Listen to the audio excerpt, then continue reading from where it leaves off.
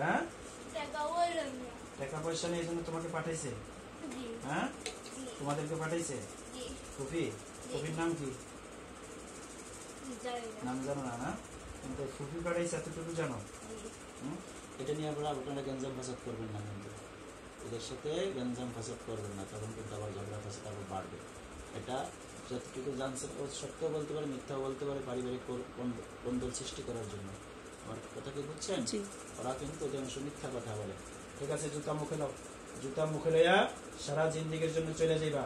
আর কখনো তোমার যদি ইজ্জত সম্মান বলতে কিছু থাকে, তাহলে এই জুতা মুখে নিয়ে যাইবা, আর কখনো আসবা না, মনে থাকবে। হ্যাঁ, আর কখনো জাদু করবা না, ক্ষতি করবা না। এই পরিবারের জাদুগুলো সব নষ্ট করো আগে।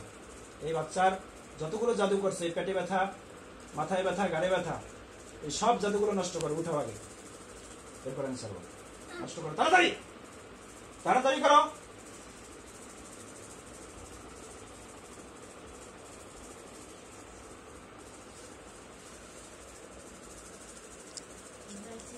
হ্যাঁ, উঠাইছ?